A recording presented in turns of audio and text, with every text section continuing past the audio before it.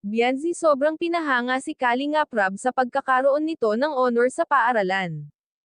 Kalingap Rab proud na proud kay Bianzi. Bago ko ipagpatuloy ang maiksing reaction video na ito, hiling ko lang na patapusin ang panunood nito para malaman ang nilalaman nito, at kung bago ka pa lang sa munting channel na ito, paki-subscribe para lagi kang updated sa video ng mga Kalingap.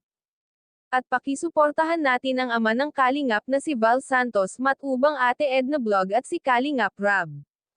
Isang mapagpalang araw sa inyong lahat mga Kalingap, at shoutout nga pala sa patuloy na sumusuporta sa aking YouTube channel, lalong-lalo na sa mga viewers natin na walang sawang nanonood at sumusuporta. Salamat.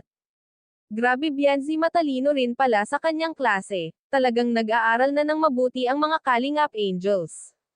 Bukod kasi sa scholar na sila ng mga Kalingap, ang may allowance pa na binibigay si Kalingap Rab sa kanila. Kaya wala talaga silang gagawin kundi ang mag-aral ng mabuti. Proud nga si Kalingap Rab sa pagkakaroon ng honor ni Bianzi, kahit si Edo ay humanga ng husto kay Bianzi.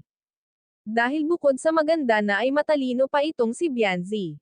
Kaya hindi nabigo si Kalingap Rab sa pagtulong sa dalaga. Kahit si Bianzi ay inaayos niya ang kanyang pag-aaral, dahil pangarap din ni Bianzi ang makatapos makapagtrabaho ng maayos para matulungan niya ang kanyang mga kapatid. Kahit si Kalingap Rab ay sinasabi ito sa kanila na hanggat nasa Kalingap sila ay tuloy-tuloy ang tulong na matatanggap nila hanggang sila ay makatapos.